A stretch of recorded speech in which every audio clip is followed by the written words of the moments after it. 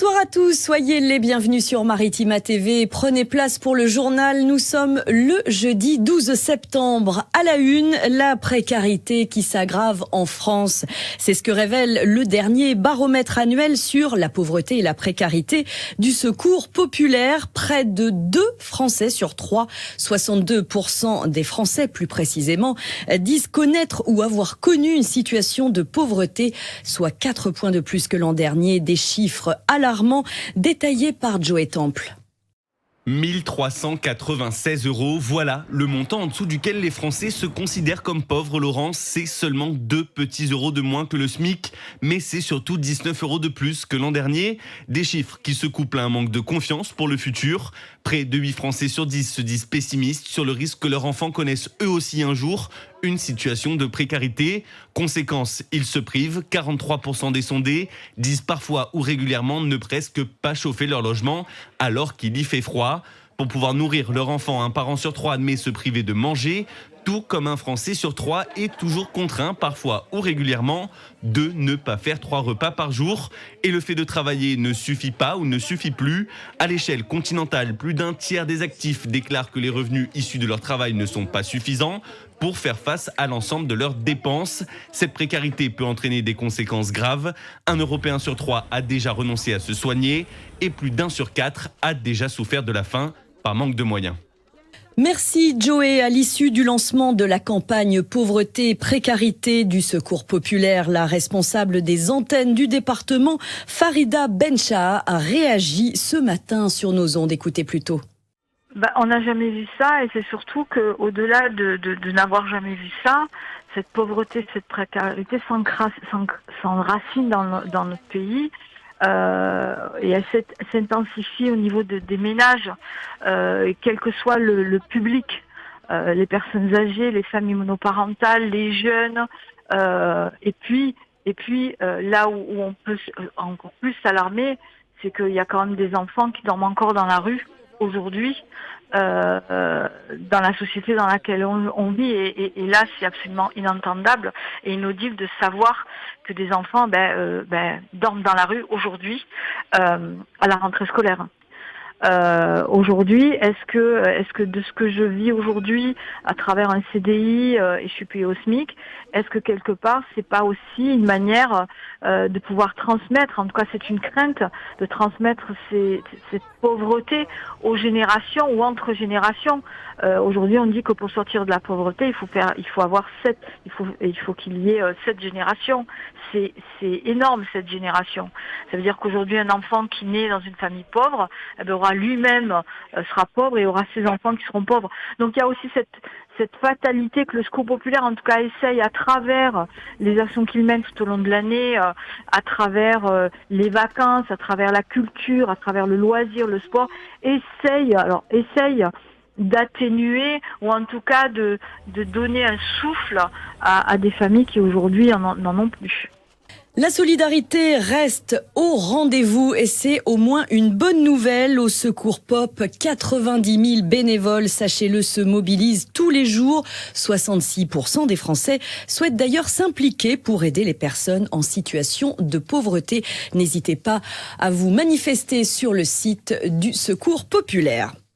Justice à présent, une absence qui fait grand bruit au procès des viols de Mazan à Avignon. Celle de Dominique Pellicot, accusé d'avoir drogué, violé et fait violer son épouse à leur domicile par une cinquantaine d'hommes âgés de 26 à 74 ans, essentiellement recrutés sur Internet. Le retraité de 71 ans, souffrant d'une infection, est dispensé d'audience depuis 4 jours maintenant. Il a été examiné par un médecin qui confirme la nécessité d'une dispense jusqu'en fin de semaine et puis la mise en place d'un traitement adapté avec possible hospitalisation. Le procès a été suspendu jusqu'à lundi matin. C'est ce qu'on apprend cette fin de journée dans l'attente du retour du principal accusé sous peine de renvoyer l'affaire.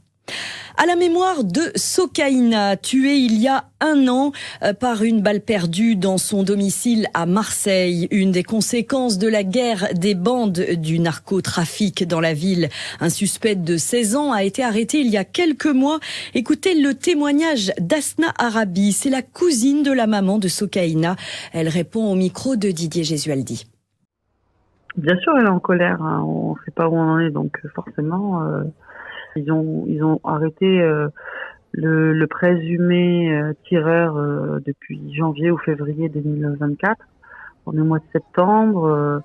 Elle se dit qu'est-ce qui se passe, quoi. Et quand on voit que c'est un jeune homme de 16 ans qui a été interpellé, quelle est votre réaction ? Ah, mais moi, ça me rend encore plus triste parce que je me dis que c'est un gamin qui a brisé sa vie, qui a brisé la vie de toute une famille, la vie d'une jeune fille. Ça dit simplement que voilà, on a raté beaucoup de choses et c'est triste en fait. Il y a un problème d'éducation, il y a un problème de justice, il y a un problème de police, d'égalité, de cohésion sociale. Enfin, pour moi, tous les sujets sont à remettre sur le tapis pour se dire comment sortir de cette misère. Une marche initiée par le collectif des familles a lieu ce samedi à 14h à la Joliette pour prendre la direction du palais de justice à Marseille. Les forces de l'ordre confrontées au refus d'obtempérer, un phénomène qui prend de l'ampleur. Il faut savoir que toutes les 20 minutes, un automobiliste fait le choix de la fuite face aux forces de l'ordre. Dans notre région, un gendarme de 54 ans a été tué dans le cadre d'un contrôle a priori banal le mois dernier. C'était sur l'A8 à proximité de Mougins. 2 policiers de la BAC de Martigues ont été légèrement blessés il y a quelques jours en voulant contrôler un véhicule soupçonné d'être lié à des trafics de stupéfiants. Bruno Bartosetti, responsable du syndicat de police Unité Zone Sud, était l'invité de Manuel Danlois ce matin sur nos ondes. Écoutez sa réaction. Il y a de quoi être effrayé. Lorsqu'on parle de refus d'obtempérer, en fait, dans beaucoup de cas, dans la plupart des cas, on peut qualifier ces refus d'obtempérer comme des tentatives d'homicide, parce qu'on se sert de son véhicule comme une arme par destination, en fonçant sur les forces de l'ordre, sur les policiers et gendarmes, en mettant en péril, bien sûr, les citoyens, les piétons, les cyclistes. Voilà, c'est le constat qu'on fait. Vous en avez toutes les 20 minutes en France. Toutes les 20 minutes, vous avez des refus d'obtempérer. Et le gros problème qu'on rencontre, c'est qu'il faut en plus, dans nos procédures, ce qui est peut-être logique, mais quand même, on doit justifier qu'on a fait l'objet d'un refus d'obtempérer qui nous a mis en danger. Et dans beaucoup de cas, les dossiers sont classés, les dossiers se traduisent par des rappels à la loi ou du sursis. Vous imaginez, alors, quand il y a malheureusement un mort dans nos rangs, alors là, bien sûr, l'homicide va être frappé fort en matière de justice, mais est-ce qu'on doit en arriver là pour comprendre qu'en fait, on est en danger aujourd'hui ? Au chapitre éducation, un rassemblement a eu lieu en fin de journée devant le collège Camille Claudel à Vitrolles, à l'initiative de la FCPE pour dénoncer la pénurie de professeurs. Dans cet établissement vitrolais, les problèmes se succèdent d'une année sur l'autre. Et pour cette rentrée scolaire, 2 profs de maths et 2 profs de français manquent à l'appel. La fédération de parents d'élèves pourrait saisir la justice pour manquement à l'obligation de service public. Reportage complet à retrouver sur maritima.fr et dans notre prochaine édition.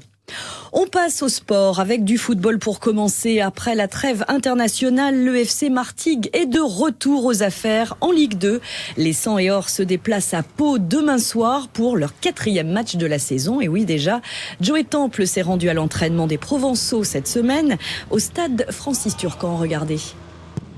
Comme tous les matchs, ce sera un match compliqué. Pau, ça fait maintenant quelques saisons qu'ils sont en Ligue 2, donc ce sera à nous d'être déjà bien en place défensivement. Et puis, si on peut réitérer la même performance offensive qu'à Annecy, on ne va pas s'en priver.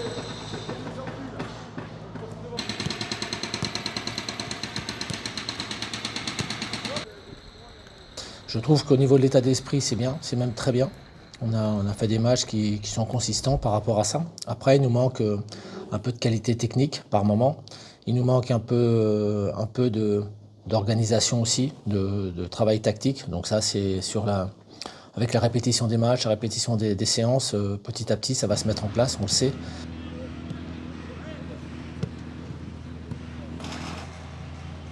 On cherchait un profil un peu différent des joueurs qu'on avait. Et il correspond exactement à ce profil-là. Après, il n'est pas prêt physiquement à l'heure actuelle encore. Ça nécessite un peu plus de temps.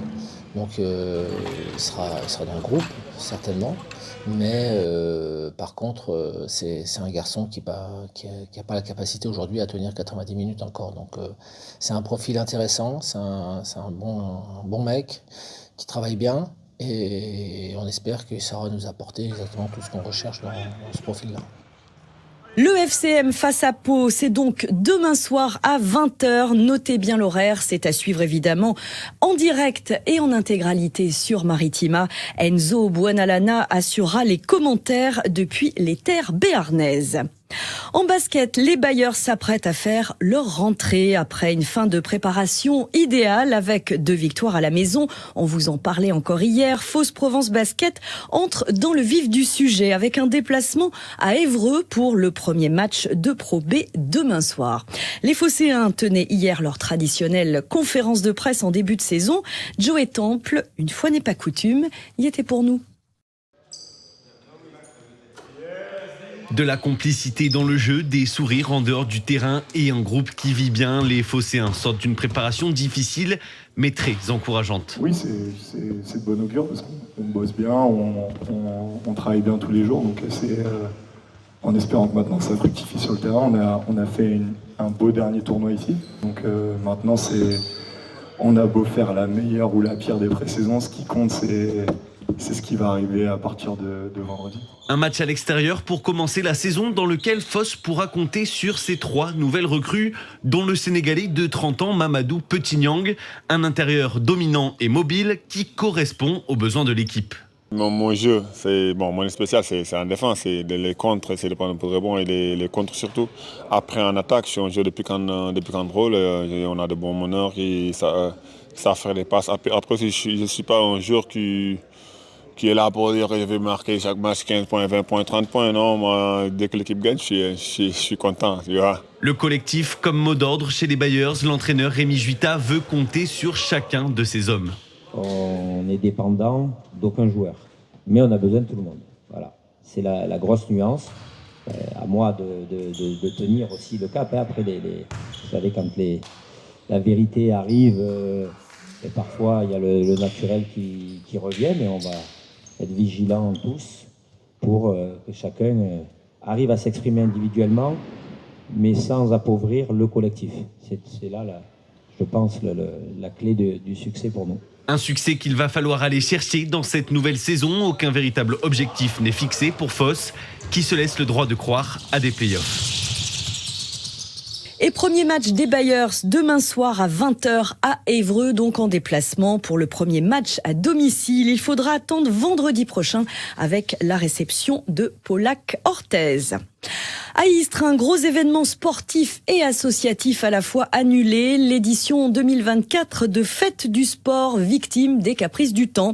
Ce rendez-vous toujours très attendu début septembre sur les rives de l'étang de l'Olivier devait démarrer demain pour les scolaires et puis s'ouvrir au grand public durant tout le week-end. Eh bien, Fête du Sport, 22e du nom, n'aura pas lieu en raison du fort vent annoncé avec des rafales à 80 km/h. L'événement qui réunit chaque année toutes les associations sportives de la ville autour d'un programme riche en animation avec ateliers et démonstrations attire environ 10 000 personnes, sachez-le. La météo qui n'a pas fini d'avoir raison, d'autres manifestations ce week-end comme la soirée blanche à Carry, prévue samedi également annulée. Les prévisions précises pour demain, c'est dans un instant, ainsi s'achève notre journal. Merci de l'avoir suivi. À demain, même heure, même endroit. Très belle soirée à tous sur Maritima TV.